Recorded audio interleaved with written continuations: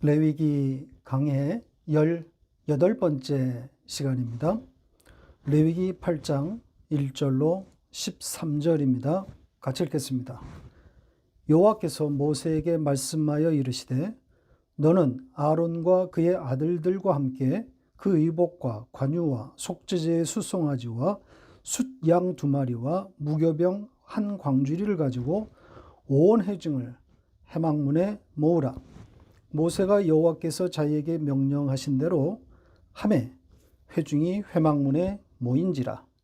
모세가 회중에게 이르되 여호와께서 행하라고 명령하신 것이 이러하니라 하고 모세가 아론과 그의 아들들을 데려다가 물로 그들을 씻기고 아론에게 속옷을 입히며 띠를 띠우고 겉옷을 입히며 에봇을 걸쳐 입히고 에봇에 장식띠를 띠워서 에봇을 몸에 메고 흉패를 붙이고 흉패에 우림과 둠밈을 넣고 그의 머리에 관을 씌우고 그 관 위 전면에 금패를 붙이니 곧 거룩한 관이라. 여호와께서 모세에게 명령하신 것과 같았더라.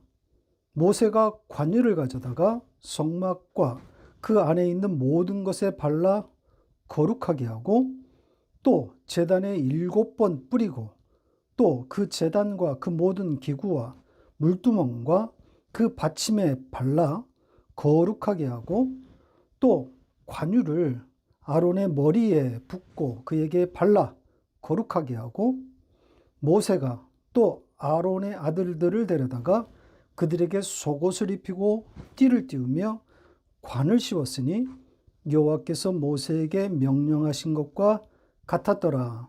아멘. 시내산 꼭대기에 있던 모세가 드디어 산 밑으로 내려옵니다.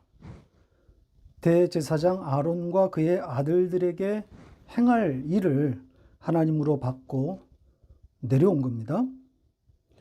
아론과 그의 아들들을 제사장으로 세우는 일인 거죠. 우리는 그것을 위임식이다 이렇게 부릅니다. 그런데 위임이란 단어 선택이 사실 좀 오해가 있을 만합니다. 위임이란 어떤 권한이나 자격을 위탁 혹은 이양했다는 뜻인데 여기에 쓰인 단어가 그런 의미를 담고 있지는 않단 말이죠. 위임으로 번역된 이 단어의 원뜻은 세우다, 채우다 라는 뜻입니다. 따라서 문맥상 제사장을 세우는 의식 혹은 예식 이 정도가 적당합니다. 위임의 의미는 없습니다. 제가 왜 이 단어 선택에 대해서 시비를 거냐 하면 이 위임 혹은 위임식이란 단어 선택이 한국 교회에 특히 목사들에게 직분에 대한 잘못된 이해를 가져온 것이 아닐까 생각하기 때문입니다. 위임이란 단어는 상당한 권위 혹은 동등한 권위를 담고 있는 단어 아니겠어요? 마치 하나님을 대신한다는 인상을 주기에 충분하단 말이죠. 이런 권위주의적인 단어 선택은 옳지 않습니다. 번역자는 원래 그 단어가 가진 뜻을 그대로 반영하는 그런 자세를 가져야 합니다. 위임식이란 단어 선택은 부적절합니다. 목사는 하나님으로부터 어떤 것도 위임받은 자들이 아닙니다. 하나님께서 목사를 세워 당신의 백성들, 즉 소위 평신도를 맡기신 것이 아니란 말이죠.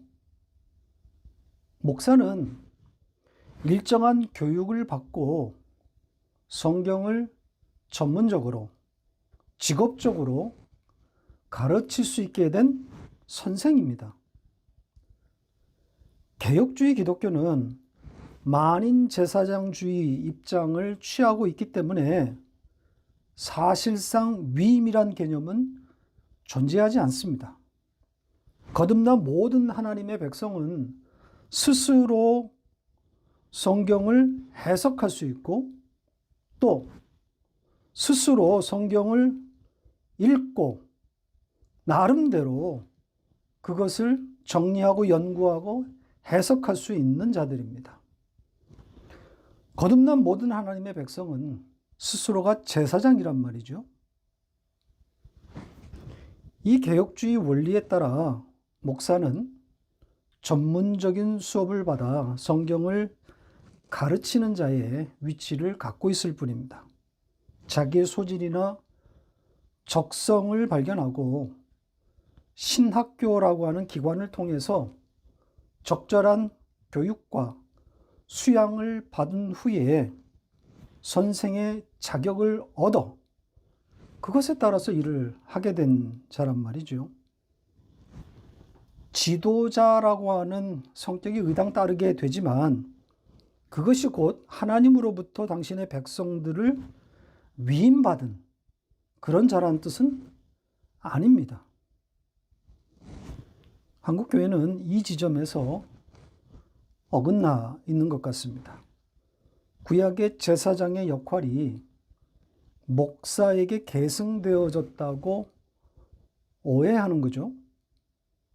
하나님으로부터 당신의 백성들을 위임받았다고 생각한 것 같습니다.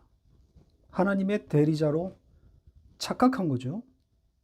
특별한 위치에 있는 자라고 생각하고 있습니다. 목사의 직분에 대한 과도한 의미가 부여되어 있습니다. 성직이란 단어가 아무런 저항 없이 여전히 사용되고 있지 않습니까? 심지어 성역 몇 주년 기념 예배 이런 말도 사용하고 있습니다. 목사가 은퇴할 때 성역 몇 주년 기념 예배 이런 단어가 등장합니다. 장로나 권사가 은퇴할 때 성역이라는 단어 쓰지 않습니다. 목사에게만 사용한단 말이죠. 구약의 제사장 개념에서 한치도 벗어나지 못하고 있는 겁니다. 인간들이 스스로 만든 권위고 반성경적인 못된 일들입니다.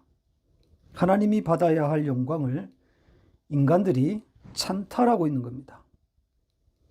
우리 시대에 위임이란 단어는 입에 올리지 말아야 할 단어입니다.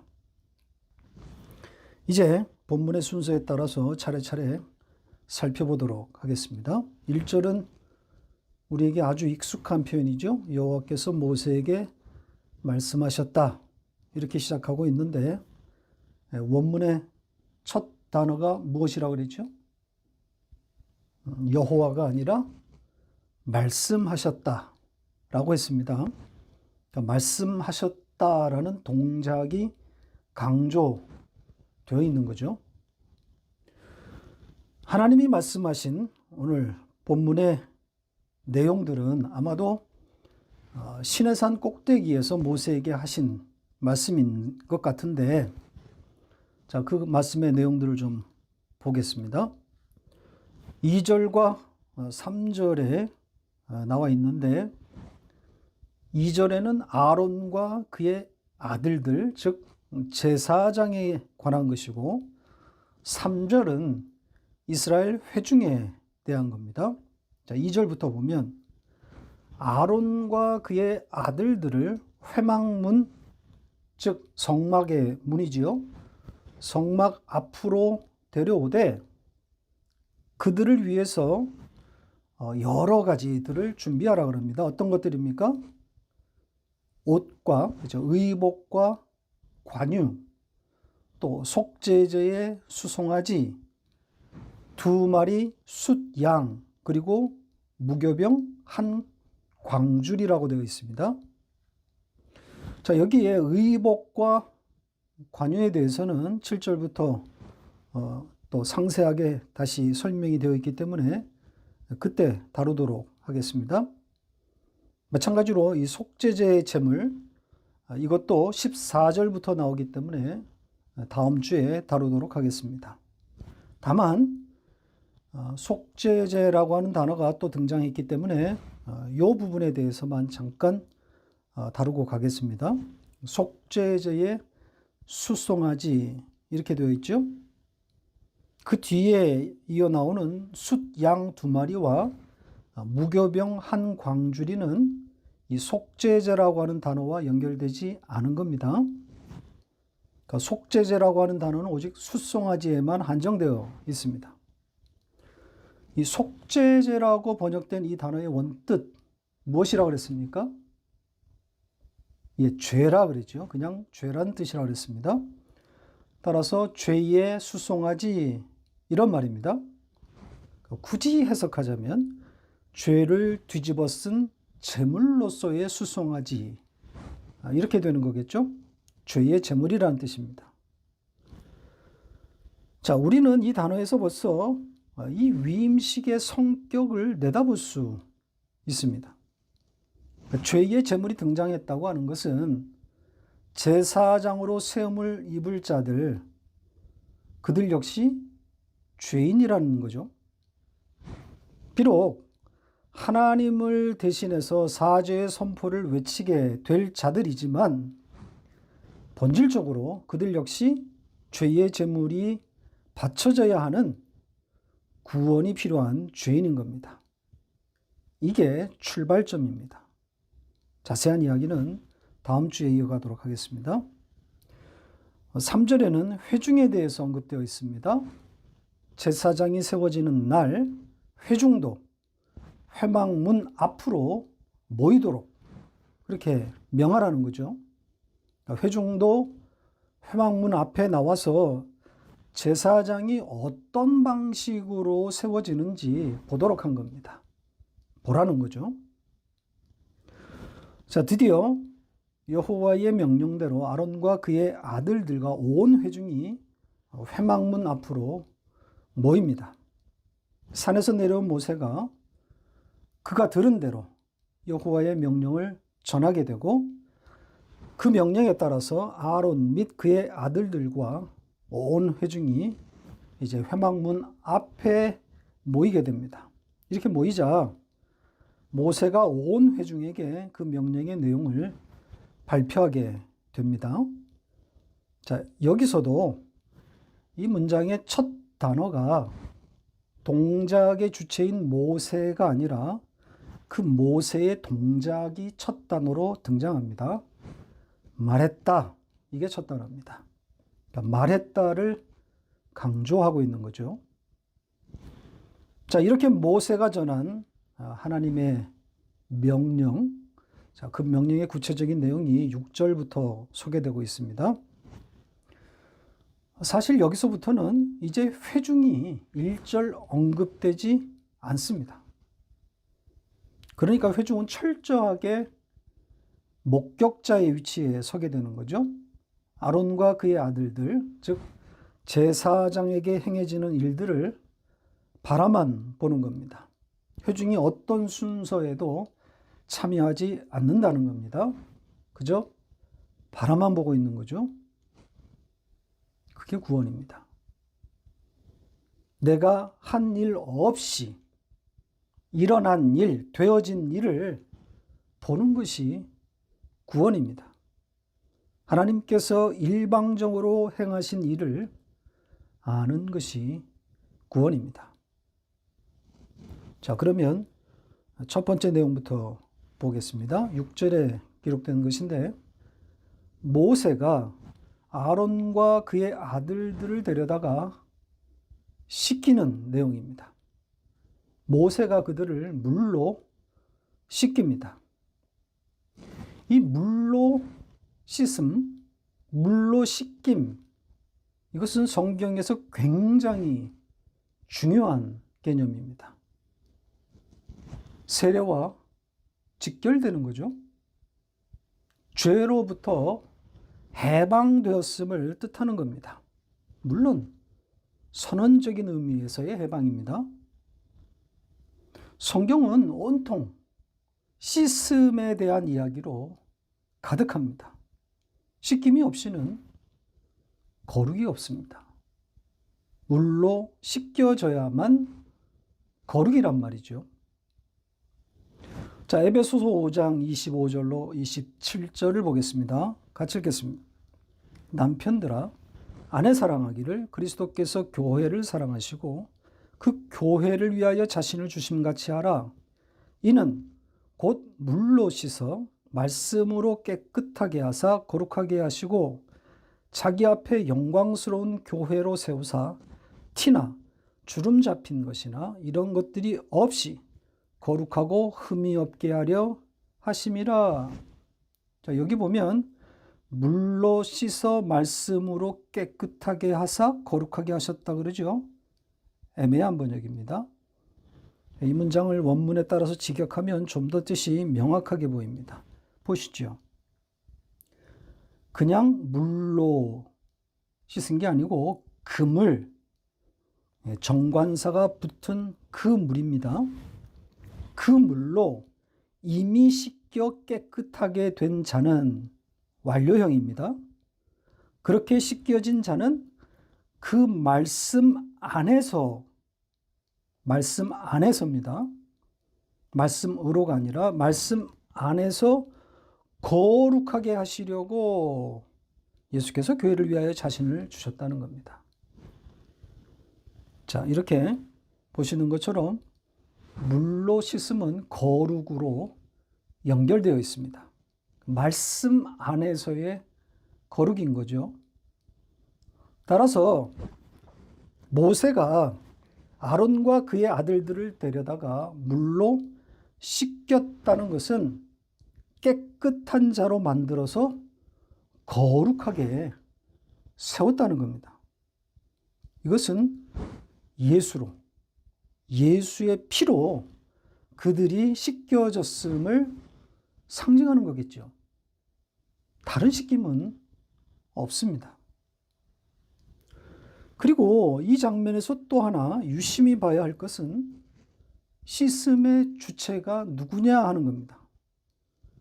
씻는 겁니까? 씻김을 당하는 겁니까? 아론과 그의 아들들이 스스로 씻는 게 아니지요. 모세에 의해서 그들이 씻김을 당하고 있는 겁니다. 모세가 씻기는 거란 말이죠. 이어지는 내용도 전부 이런 방식입니다. 행위의 주체가 전부 모세란 말이죠. 모세가 씻기고 모세가 입히고 모세가 동작의 주체란 말입니다. 이게 성경의 문법입니다. 수동을 배우는 것이 복음입니다. 선악과를 따먹은 인간은 이걸 잃어버렸습니다. 자기가 스스로 무엇을 해서 하나님처럼 혹은 하나님께 도달하려고 한단 말이죠. 자기 스스로 씻어서 깨끗하려고 하고 자기 스스로 옷을 해 입으려고 한단 말입니다.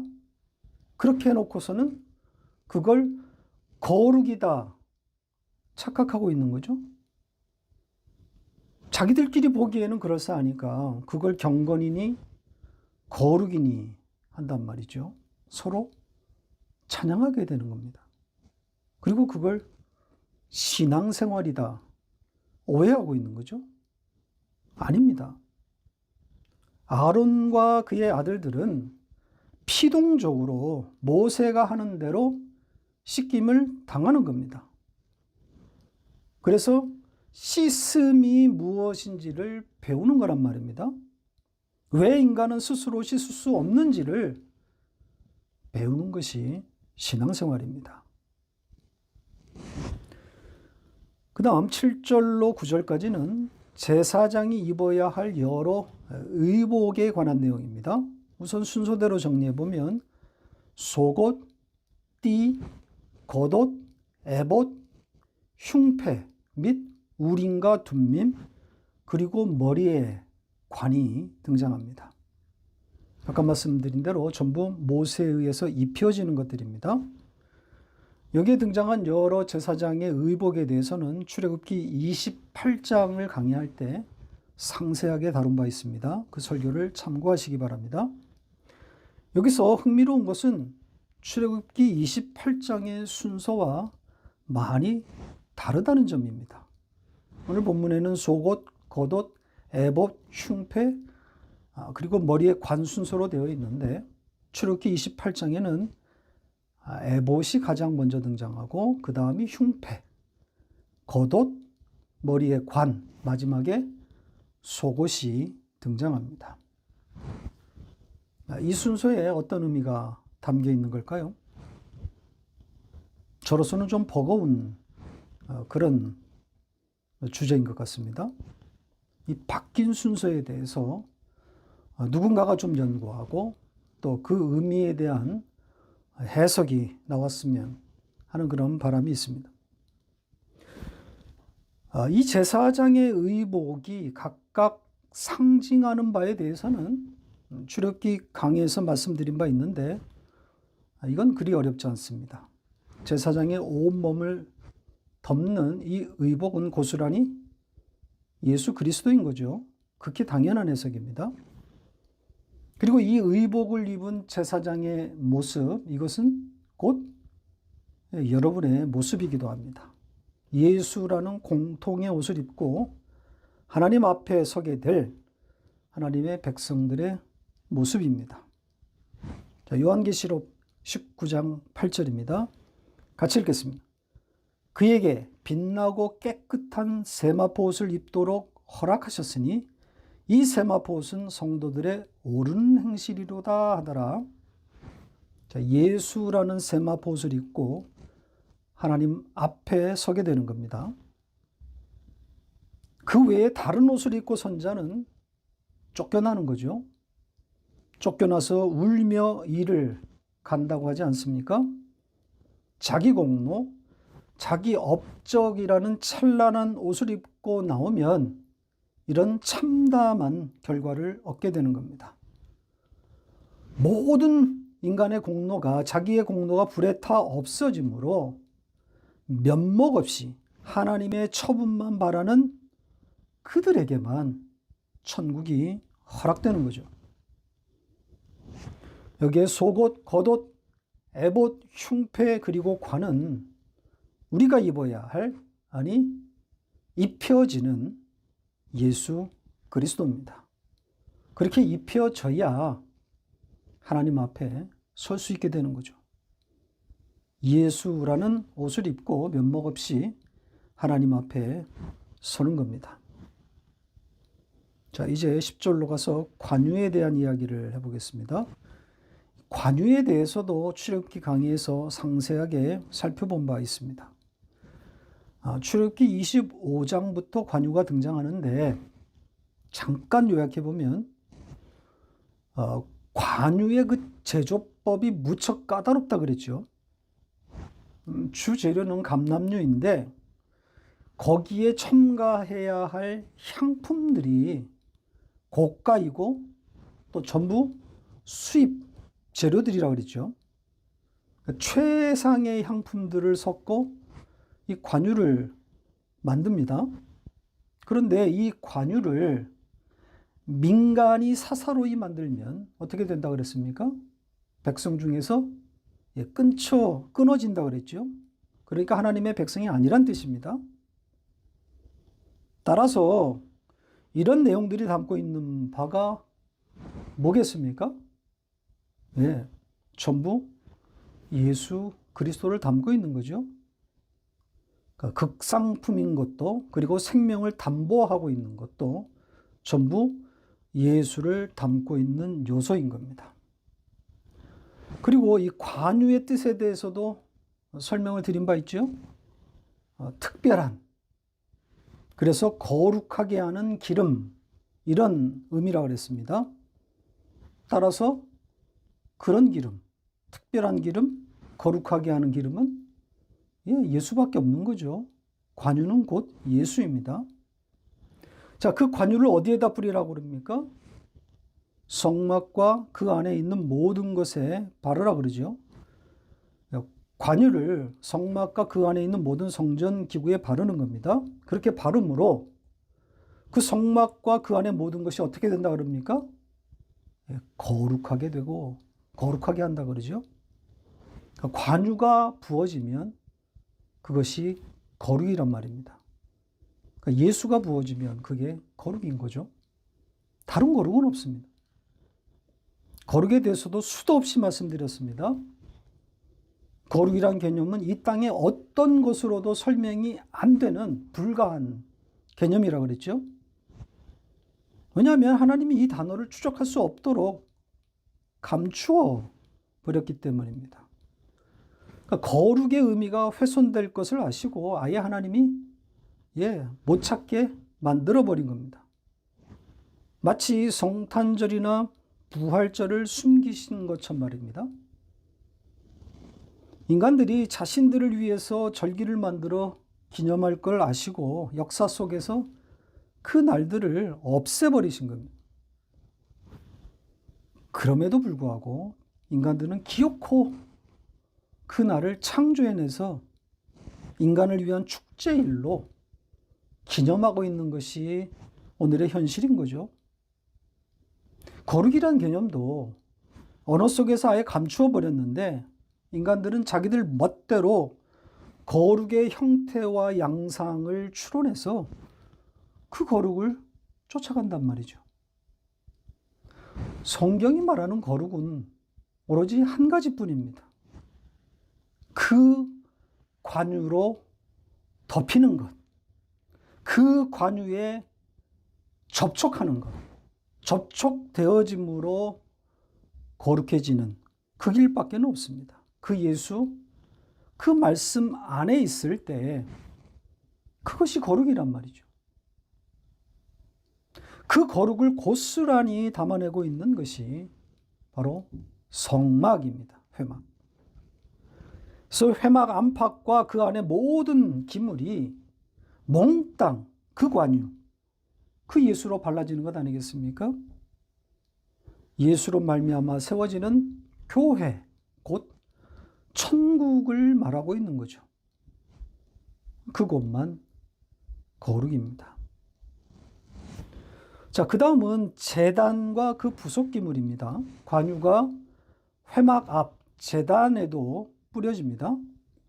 자, 그렇게 뿌려짐으로 그 제단이 역시 거룩하게 된다 그러죠. 제단은 제물이 태워지는 곳입니다. 그러니까 십자가가 세워지는 골고다 같은 그런 의미죠. 예수가 누울 자리입니다. 예수가 매달리는 자리인 거죠. 그곳에 관유가 뿌려진다고 하는 것은 이 거룩의 의미가 이중적으로 담겨 있는 겁니다. 그러니까 제물의 태워짐과 관유의 뿌려짐은 같은 의미이기 때문입니다. 그리고 이 뿌림에 대해서 7이라고 하는 숫자가 등장합니다. 7번 뿌리라고 되어 있는데 7이 상징하는 바 완전 아닙니까? 완전한 거룩, 모자람이 없는 완성으로서의 거룩이라는 거죠. 그러니까 예수 그리스도로 인한 그 거룩이 바로 이 숫자에 담겨 있는 겁니다. 이렇게 곳곳에 예수와 십자가의 의미가 2중, 3중으로 담겨 있는 겁니다. 오직 예수인 거죠. 그 다음은 아론의 머리 및 온 몸입니다. 관유가 머리부터 발끝까지 부어지는데, 그러니까 온 몸이 이 관유로, 기름으로 범벅이 되는 거죠. 그렇게 함으로 거룩하게 된다는 겁니다. 이 관유로 범벅이 된 이 아론의 모습, 여러분의 마음의 도화지에 한번 그림으로 그려보세요. 예수의 피로 범벅이 된 예수로 점철된 우리의 인생이 고스란히 여기에 담겨 있는 것 같지 않습니까? 우리가 도달해야 될 완성 지점인 거죠. 그 기름에 범벅이 되어서 그 기름만 흘러 내리는 거란 말입니다. 오직 예수뿐, 오직 은혜뿐임을 고백하게 되는 그 자리를 담고 있는 그림입니다. 우리는 그렇게 그 자리로 완성되어 가고 있는 거죠. 예수만 고백하게 되는 자리로 끌려가고 있는 겁니다. 그림을 잘 그리시는 분이 있으시면 이 장면을 그림으로 한번 표현해 보시면 좋을 것 같습니다. 이 그림은 우리가 완성되는 그 지점을 상징적으로 잘 보여줍니다. 이제 마지막은 약간의 혼동이 있을 수 있는 내용입니다. 13절인데요. 여기를 보면 다시 속옷을 입히고 띠를 띄우고 관을 씌웠다는 내용이 나옵니다. 이것은 이미 관유를 붓기 전에 있었던 일들 아닙니까?